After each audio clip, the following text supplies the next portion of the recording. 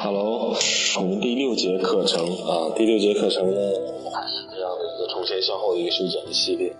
然后呢，第6节呢，我们会分享一个比较短的发型，你也可以理解为超短发。那通常呢，我们在沙龙当中，比如说你可能有很短的头发，让你去修剪，那你可能就是变化的空间是很小，因为它本身没有一定的长度。那我们更多的变化空间呢，就是在内部空间有变化。所以呢，接下来呢，我会剪一个比较短的发型在内部做一些规则的分区。好，首先呢，我第一步还是从刘海，还是在头顶分 U 型区。U 型区。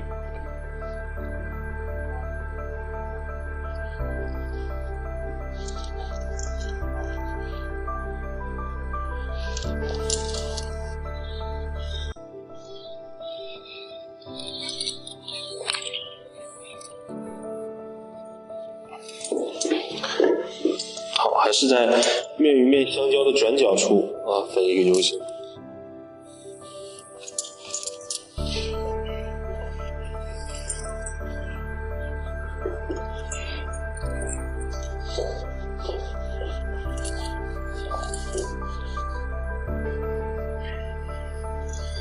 分区还是要保证最基本的对称。好 ，U 型分区。好，那么接下来呢，同样的方式从前向后来修剪。大家也可以看到，那种短发上面有这种方式会更快速。第一片呢，依旧是同样的方式，我会剪得更短一点这个真是让我们因人而异好，我剪比书之一半的一半再短一点点。好，所以呢，大家看我这样剪呢，它并不会特别的短。为什么呢？因为我水平拉发片，我放下来之后，它底下是长的，鬓角还是比较长的。好，第2片，继续带向第1片，第3片提升，再来提升。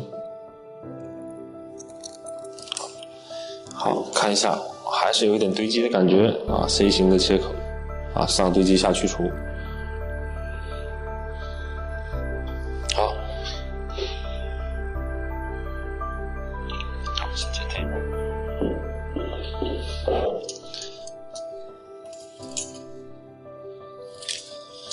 就相当于我们上到第6节课呢，你会发现呢，我都是同样的底座，上面搭配不同的技术技巧，它会有无限的结果。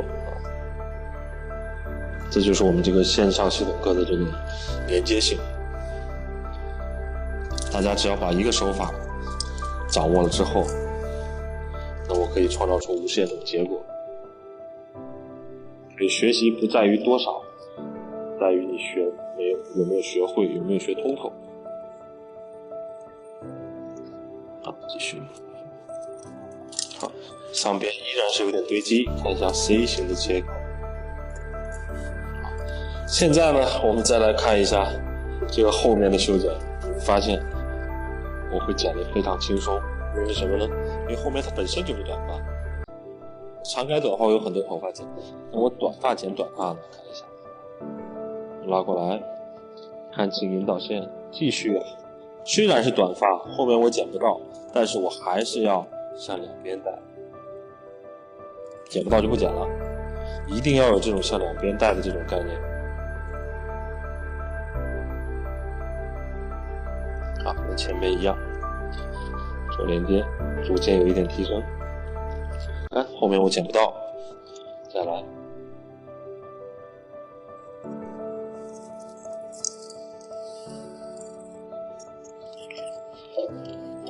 剪不到了，所以最终剪完呢，看一下前后是连接的所以你要跟前面一样，有一点点提升。所以现在呢，你更明了我这样剪的目的是保留这下面的长度，因为你收进来这就没了。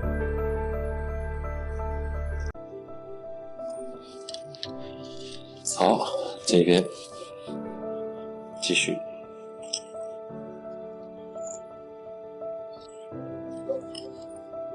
向两边带啊，剪不到就不剪。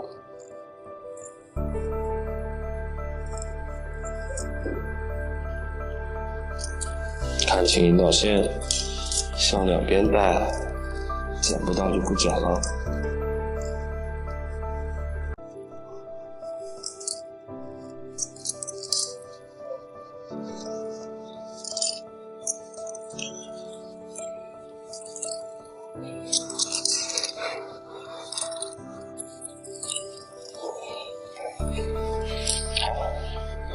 所以非常的快。好，到后边继续，下面开始对半分开，还是一样啊。第一片都是2指位的宽度，有些东西是可以变的啊，有些呢是不可以变的，除非你需要这个后面重量特别高啊，你分得宽一点。好，继续，垂直头皮，以上面的参考垂直头皮啊，这一片垂直头皮。相当于呢比水平低一点点，参考头皮的90度。好，继续，因为两边剪得短，后面我也要短一点，依然是方中带圆的这种切合，或者方形，只要你不剪圆都不会出错啊。对称。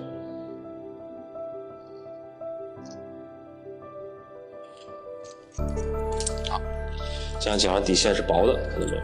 薄薄的。继续。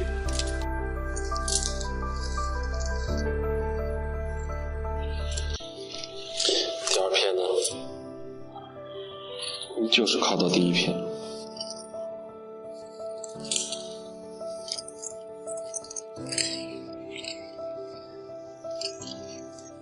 有所有一点点提升啊，下来每一片依然是逐渐提升，角度呢没有45度那么低，因为什么呢？因为我现在已经剪成这么短的头发了，我再拉出45度的话太重了，考虑这个结果和不和谐。好，再给大家演示一下，不用分区夹，看我把这个头发梳开，把我要剪的取过来，上面它愿意掉在哪里都无所谓，这样呢会让你的工作更有效率。一般的剪这种短发呢，剪到这个短度呢，都希望剪完精神一点啊，或者说是那种酷酷的，所以你不能剪得很重啊，所以尽量让你的重量提高一点。或者说我们在工作当中更多剪这个长度的人，可能都是会有一些这个社会阅历上一点点年纪的人啊，甚至是上了年纪的人，所以呢你要剪的重量要高一点，看起来更精神一点。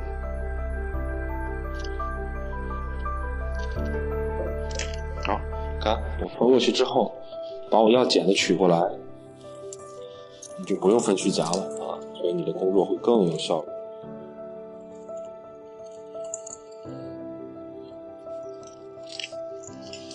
看一下我的重量，偏高一点。好，去角，以检查的形式去角，斜向后，拿出来看一下啊，这里还是有角的。因为虽然我是短发剪短发，因为我还是剪掉了一些头发。如果只是修一点，那肯定就没有角啊。再来，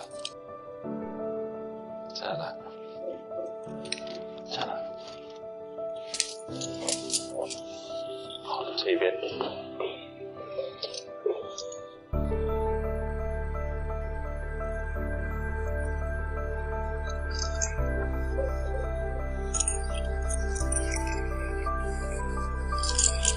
到上面几乎没有。好，这样剪呢，它既有了这种圆形的收紧，又保留了方的长度。如果你直接收圆的话，两边不好对称，第二就是底下就会明显。好，再次的来去内角，向前梳头发，把边线呢1刀、2刀、3刀。好，再来摸角。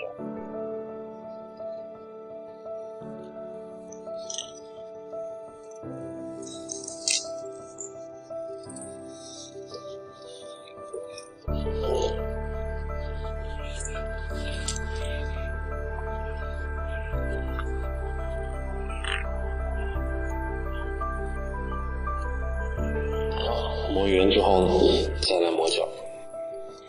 你要知道为什么还会有角，是因为切线了。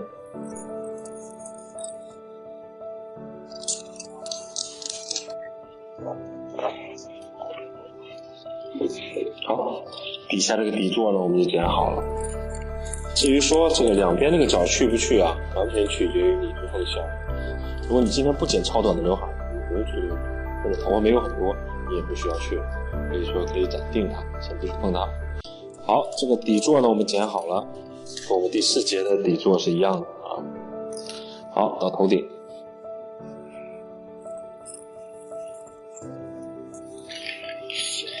大家想一下，这个头顶我可不可以放一个分区啊？15节课的这个分区完全可以啊。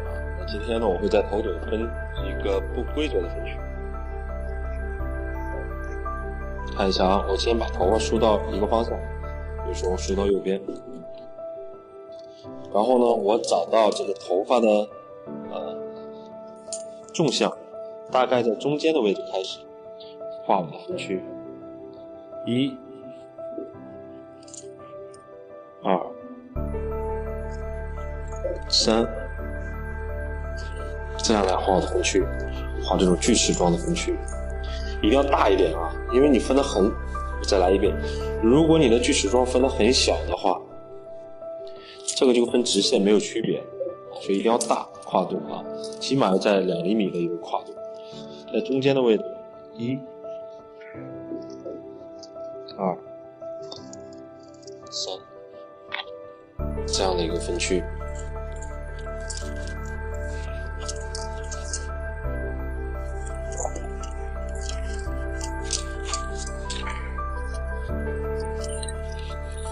比如说你要给发际线起码留2个指纹的宽度，或者1个指纹，你不要把这个三角形已经顶到发际线了啊，那是不可以的。要让它2个分区之间有空间。然后这个同样这个三角形回来的时候也是一样，你要在头顶给它留，也是要起码2个指纹的覆盖面啊，所以你不能把这个三角形分到了发旋啊，或者说把前面分到了发际线，这是不行，都要有头去覆盖，交叉在一起。这个分区呢很好分啊，大家尝试着分就好了。那这么分区的目的呢，就是让这2个空间呢有个交错感，看起来更丰富，更有设计感觉。好，现在呢，我从中间取第一个发片开始修剪。我依然是呢，垂直头皮来剪，剪一个比较短一点的刘海。因为我们已经是超短发了，所以这个头发刘海呢也不会太长。好，继续。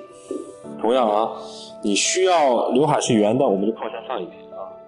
如果你需要打开呢，我们就跟随头型剪。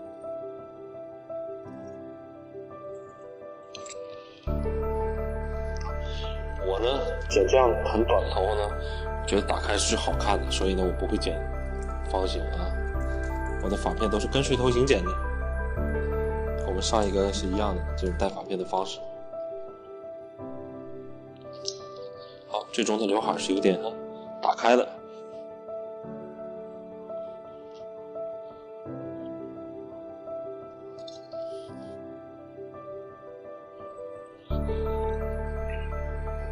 好，剪不到为止。这刘海的打开。然后另一边，我以同样的方式，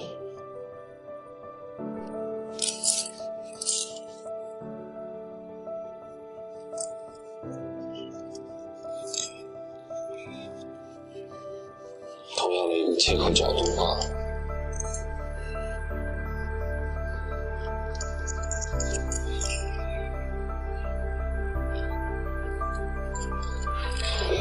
看一下这个刘海，好，现在交叉检查一下哈，依然是圆形的这种轮廓。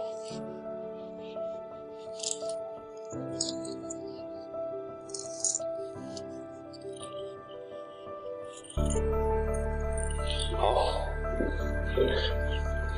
那现在呢，我们就可以看到我分区的目的了，是不是我向上的地方要的量会多，同时我上面的向下的地方保留的量又多。好，放下来，这个刘海就有很多可能性了。我都剪同样的长度，最终会有一个，会有什么效果呢？会有一个长出来的不规则的效果。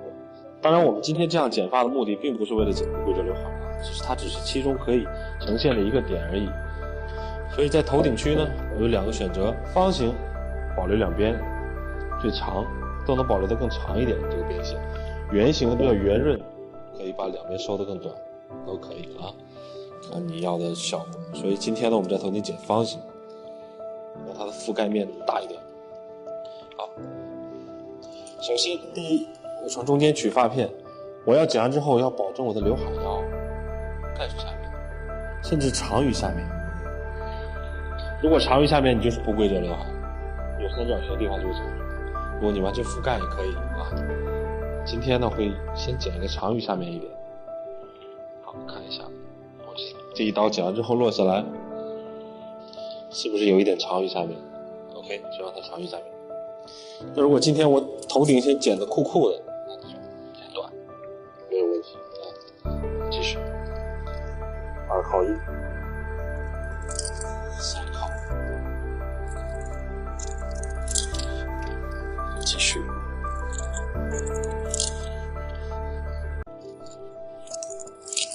好，这样的话呢，我看交叉检查一下，我是一个方形的切口。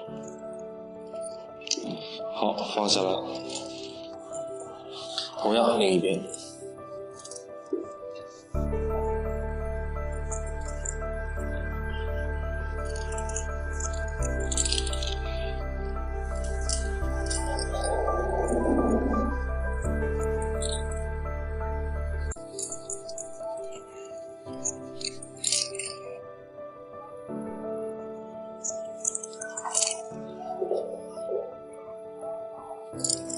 头顶这个结构，大家可以看到，我现在梳到前面来，有长的地方就是我分区，有三角形的地方。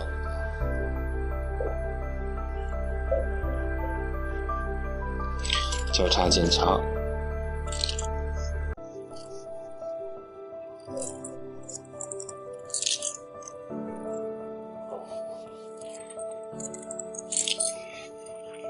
如果呢剪完之后呢，你发现你的落点特别的长的话，这个时候呢，你就可以把你的现在这还好啊。如果特别长的话，你可以把你的这个切口改成圆形啊。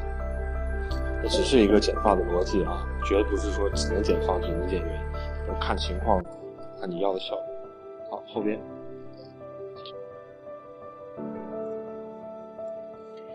只是上一个呢，我剪的是圆，这一个呢，我剪的是一个偏方形，让大家都看一下。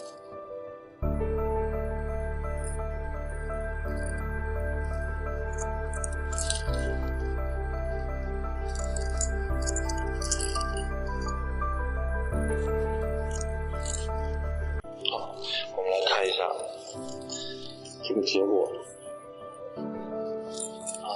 它会有长有短的这样的状态。那长的地方呢，我吹干再去调整，给了你很多的空间。好，吹风呢，我们还是一样，左右啊。因为我的剪发方式呢，我比较喜欢自然吹干的状态，所以我剪的所有头发基本都是自然吹干。不管是好的还是不好，我要捕捉到它最真实的状态，我才能去更好的判断我下一步的操作。好，最终呢，我们快吹干的时候呢，还是这样，把有长度的地方稍微盖一下。它这是公仔头，是短发，所以呢，我会用手啊稍微压一下这公仔头。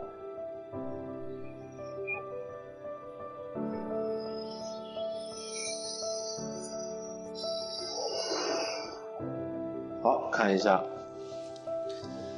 我们即使剪短了呢，这个重量呢还是这样的啊，所以我现在呢还没有去连线。我们可以看到这个不规则分区带来的效果。所以呢，我这样将头发向上一拨，发现这个分区就又出来。有些人会想，下次剪怎么办？下次正常剪，短的也会长长，因为它本身就是不规则的，你没有必要找到它原来的这个位置。可能别人的话不太了解的话，可能会觉得，如果你抱着一个修的这种状态，那你可能就不好弄了。好，那我刚刚说了，这个头顶呢，我们可以用它作为不规则刘海滑剪啊。当然，我们在真人上面可能剪得短，牛奶头的比例比较小。当然还有一点就是，我剪这样的刘海完全不是因为我要剪不规则刘海，只要它这种动感，就算我现在把它都剪成一样，它的动感是不一样的。好，接下来呢，先把这个分区梳上来，可以把里面的短一点。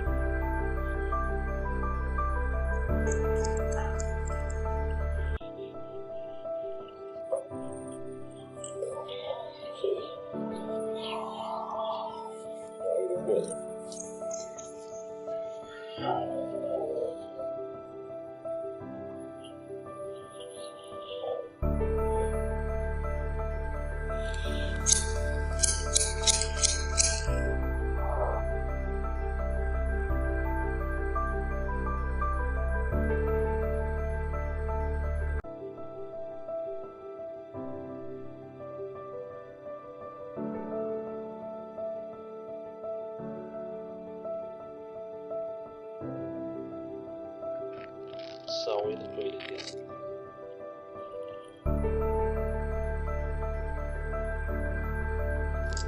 头顶放下来，这差距更大。所以现在呢，我在头顶区呢，看一下啊，最终让它是隐藏式的不连接，看不到，看一下，会在这个短的地方呢，稍微的在里面低调一点，好，放下来看一眼，还长。如果它不长了就剪了，如果再长还要继续剪。那稍微有一点长可以用。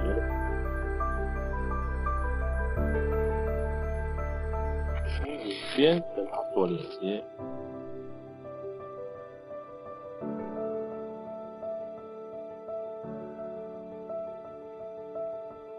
这个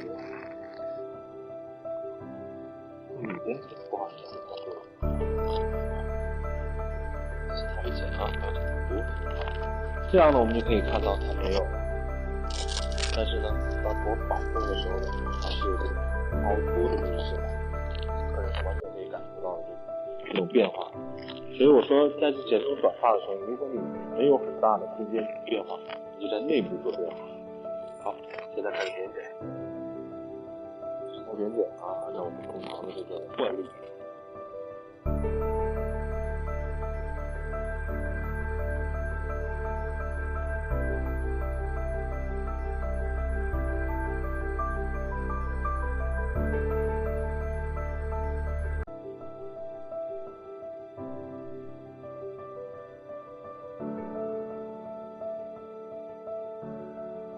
好，然后再来两边看，我把这个分区向上一拨，就不连接的地方就出来。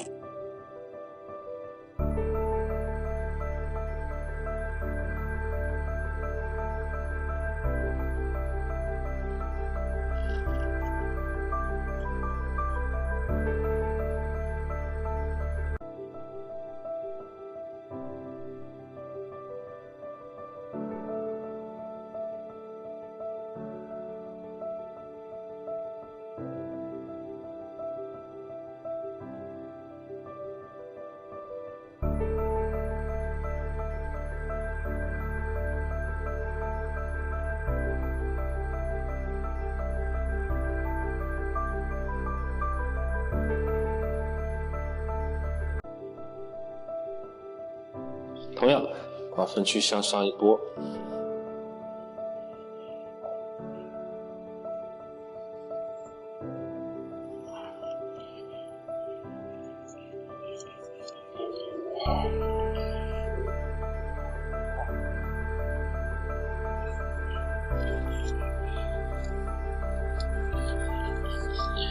那你需要这个后面的重量再高一点点，那你就把你的角度再提起来一些。这样的一个超短发还是很有设计感的。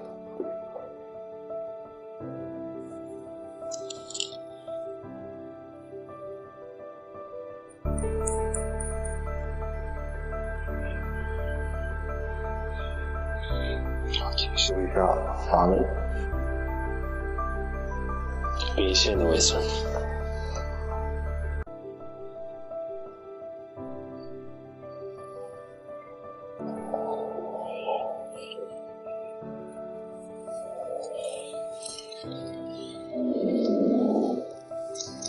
好，再稍微磨一下，让它更高一点。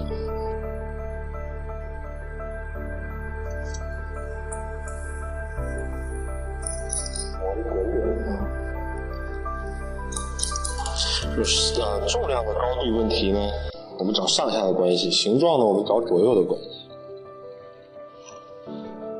就是我们经常说的，你在剪头的时候拉一个发片，你要考虑的是上下还有左右，缺一不可。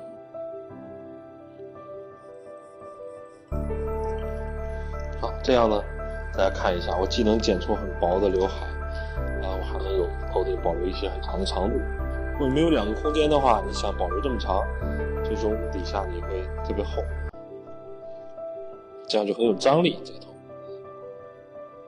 包括这个鬓角，我们依然可以去掉薄薄的一层，因人而异啊，可剪可不剪。薄薄的贴着发际线，也可以让你鬓角看一下通透。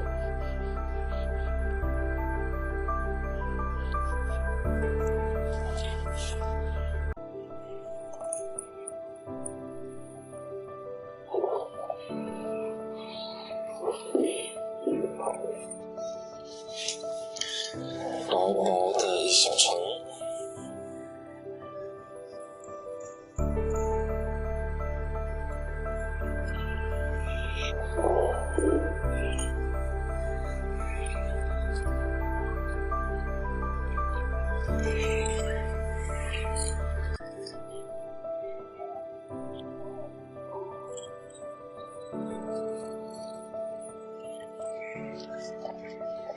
好，现在呢，底下这个区域做个点剪，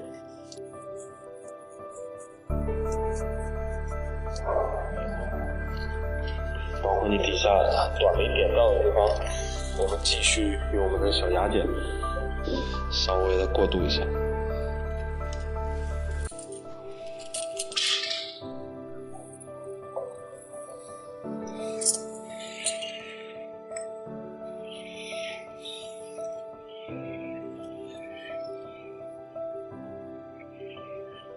好，这样的方式呢，在这种更短的头上，我们就体现出来了。既我们剪得很短，但边线还保留一定长。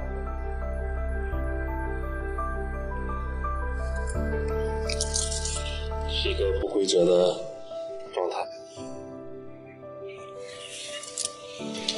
不规则的状态。好，差点照整体。